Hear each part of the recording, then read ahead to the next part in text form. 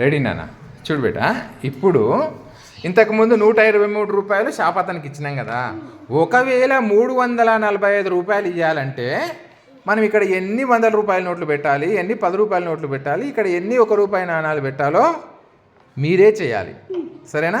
ఇప్పుడు యాక్చువల్గా 123 ఉంది. దీన్ని మీరు ఏం చేయాలి? 345 చేయాలి. మన దగ్గర డబ్బులు ఉన్నాయి ఇక్కడ నుంచి తీసుకొని అందులో పెట్టేసేయి. చెయ్యి నాన్న.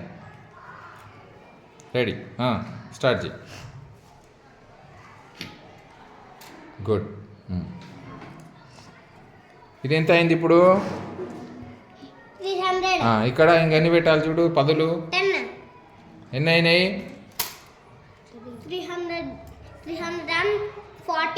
1s ఏమన్నా యాడ్ చేయాలా, అవసరం లేదా? ఎన్ని చేయాలో చెయ్యి మరి, తీసుకో 1s.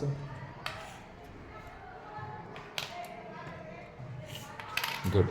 ఎంత అయిందన్నా ఇప్పుడు? 345. Very good. 345. 300 కదా నాన్న?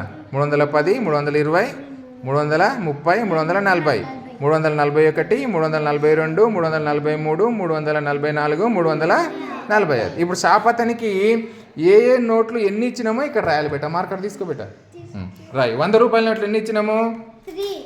100 రూపాయల నోట్లు 3. Very good. 10 రూపాయల నోట్లు ఎన్ని ఇచ్చినాము? రాయి నాన్న. గుడ్. 1 రూపాయి నాణాలు ఎన్ని ఇచ్చినాము? Very good, very nice.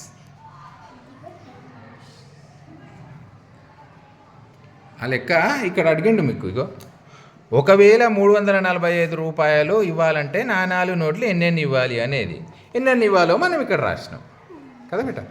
అర్థమైందా అందరికీ? బాగుందా? నెక్స్ట్ ఎవరు చేస్తారు? జై చేస్తాడా? వెరీ గుడ్ నాన్న. దా